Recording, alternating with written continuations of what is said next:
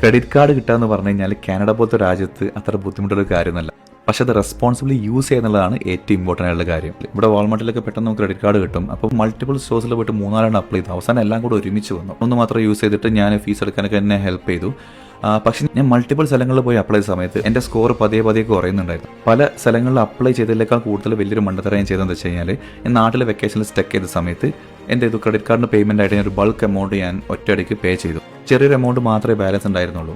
13 മാസം കഴിഞ്ഞ് ഞാൻ തിരിച്ച് കാനഡയിലെത്തിയ സമയത്ത് എനിക്ക് കളക്ഷൻസ് നിന്ന് കോൾ വരുന്നുണ്ട്. ഞാൻ ആ ബൾക്ക് എമൗണ്ട് അടക്കുന്നതിന് പകരം ഞാൻ ചെറിയ എമൗണ്ട് ആയിട്ട് ഒരു മിനിമം പേയ്മെൻറ്റ് അടിച്ച് പോയിട്ടുണ്ടായിരുന്നു എന്നുണ്ടെങ്കിൽ എൻ്റെ ക്രെഡിറ്റ് കാർഡ് ഒരിക്കലും കളക്ഷൻസിലേക്ക് പോകില്ലായിരുന്നു. എൻ്റെ ക്രെഡിറ്റ് സ്കോറിന് ഒരിക്കലും ബാധിക്കില്ലായിരുന്നു. ഫോൺ ബില്ല് ഞാൻ എൻ്റെ സിമ്മ് പോർട്ട് ചെയ്തിട്ട് മറ്റൊരു പ്രൊവൈഡറിലേക്ക് ഞാൻ മാറിയ സമയത്ത് ഏതൊരു ഔട്ട്സ്റ്റാൻഡിങ് ബാലൻസ് ഉണ്ടായിരുന്നു. ഈ ചെറിയ എമൗണ്ട് ആയതുകൊണ്ട് ഇവരെന്നെ കോൺടാക്ട് ചെയ്തില്ല. $2 $3 അതൊന്നും അത്ര വലിയ വിഷയമില്ലാന്ന് വിചാരിച്ചു.